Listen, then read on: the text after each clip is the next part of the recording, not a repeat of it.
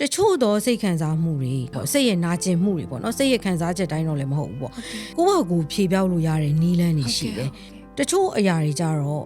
ငိုလို့လည်းမပြောက်ဘူးစာနဲ့ချရေးလိုက်လို့လည်းမပြောက်ဘူးเนาะအဲ့လိုမျိုးရှိအဲ့ဒါဆိုလို့ရှိရင်တော့ဘာလုပ်လို့ရလဲဆိုကျမတို့တကယ်ကိုတက်ကျွမ်းနားလည်တဲ့ပညာရှင်တွေရှိရဲ့အဖွဲ့အစည်းတွေရှိရဲ့သူတို့နဲ့စကားပြောတာတွေလုပ်လို့ရတယ်အဲ့တော့အဓိကတော့ဘာလဲဆိုစိတ်ရဲ့နာကျင်မှုတွေပင်ပန်းဆင်းရဲမှုတွေဟာ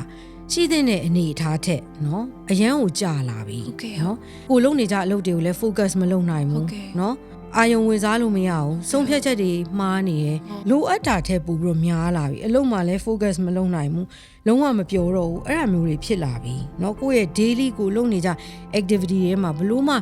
အာယုံဝင်စားလို့မရတော့ဘူးဆိုလို့ရှိရင်တော့ဒါတွေဟာတကယ်သိတဲ့သူတွေနဲ့ပညာရှင်တွေနဲ့ဆွေးနွေးတာတိုင်ပင်တာပြောဆိုတာနှစ်သိမ့်မှုယူတာเนาะဒါမျိုးတွေလုပ်တင်တယ်